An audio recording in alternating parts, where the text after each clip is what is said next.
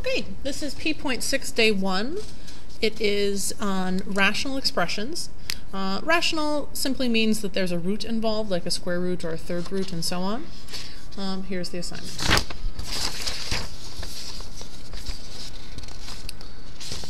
Okay. So, here's a word that you should be fairly familiar with, the word domain. It simply means all the x values that can exist. Well, what do we mean by exist? Exist means that we're talking about numbers in the set of real numbers. So, fractions, decimals, square roots, and so on. However, there are certain things that cannot be in a domain because they are something called undefined. So I'm going to go back to the first page and I'm going to talk about what is undefined in the set of real numbers.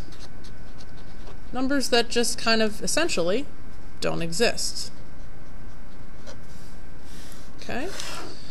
Well, number one, if you take the square root of a negative number, something negative, that is undefined.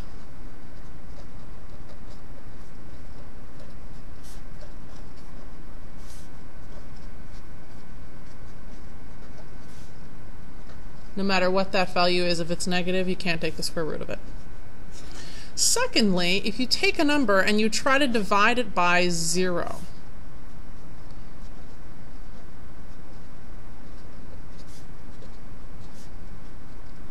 that also is undefined.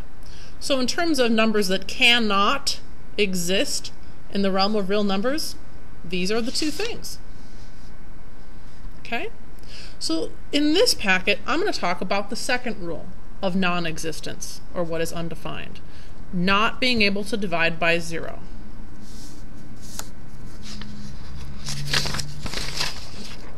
Okay. Well, here's a fraction. This is called a rational a rational expression. Oh, I'm sorry, did I say rational for over here? Rational expressions are things that are fractions. I think I defined radical expressions, which have a square root. That was my fault. Rational means fraction. Anyway. Okay, so back to this. Rational means fraction. So clearly we have a fraction here. It's an algebraic fraction because there is a variable in there. Now, what is the only thing we can't do with a fraction? This bottom part cannot be 0. Well, there's only one number value of x that we cannot use, and that is -5. Why? Because -5 plus +5 gives us the 0. So one of the things we're going to be talking about is what numbers do we have to exclude? Well, the answer here is -5. Another way to get that answer would be to do it algebraically. So if you simply want to take everything in the denominator, which is x plus 5, and say we do not want that to be equal to 0. So if I subtract 5 on both sides, we find out that x cannot be equal to -5. We don't want it to be, so that's our exclusion. Okay, same kind of thing in number 2. If we have x squared minus 36, you might have to kind of guess and check, but hopefully you'll eventually come up with the fact that if x is positive 6, x squared is 36, and 36 minus 36 is 0. So 6 would be one of our exclusions. Also -6, because -6 squared is just -6 times -6, which is positive 36 here. And again, 36 minus 36 is 0. So these are our exclusions, because there can be more than one, positive 6 and -6. You could write that with a plus or minus like this also, if you wanted to.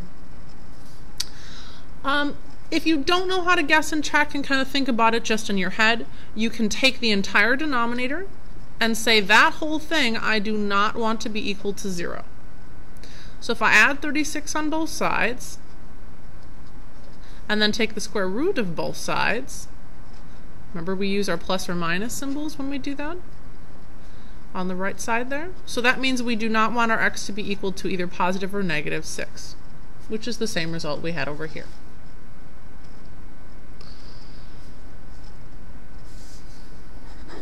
Number 3.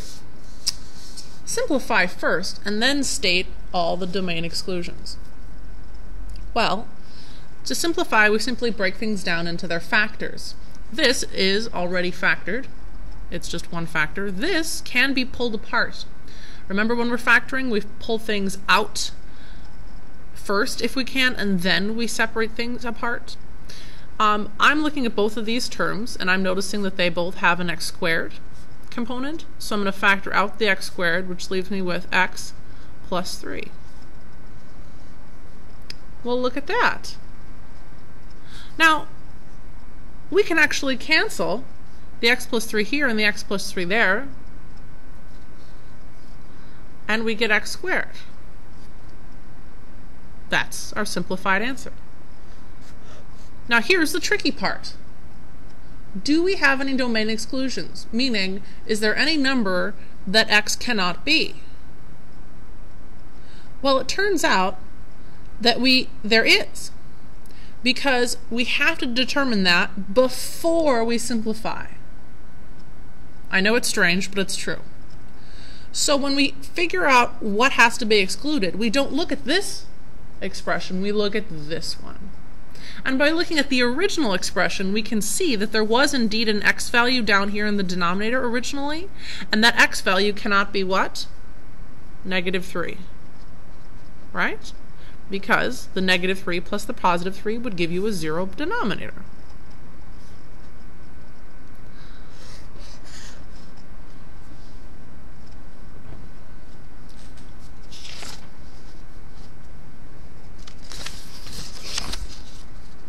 So for number 4, we can do the same thing.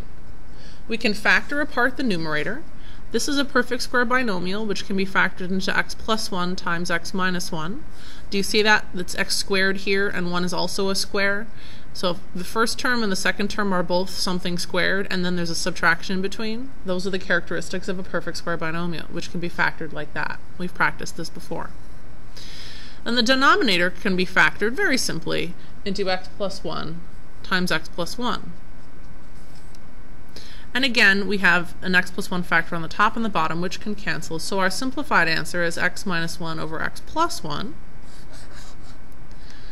And it turns out the exclusion stays the same, because either one of these original denominators, if we put a -1 in the x position, we would get 0.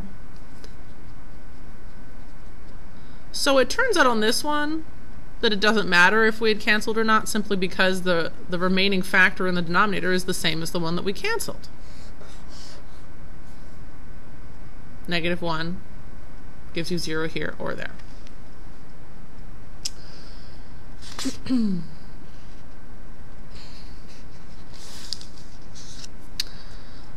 Again, we begin by factoring. So my x plus 3 is already factored.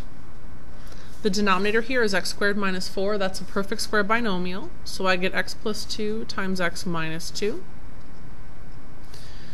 Here, x squared minus x minus 6 can be factored into x minus 3 times x plus 2. And the denominator can be factored into x plus 3 times x plus 3. Now at this point you might want to stop and figure out your exclusions before you start canceling, because you know that this entire expression is where you determine your exclusions, right? So obviously x cannot be a -2, x cannot be a +2, and x cannot be a -3. So I'll simply write that out. Please call 88150. Jennifer, call -2, +2, and 3. And then I'll move on into canceling and simplifying further. So I've got an x plus 2 and an x plus 2. I've got an x plus 3 and an x plus 3. That looks like it's about it. So I'll simply say that my simplified expression is this.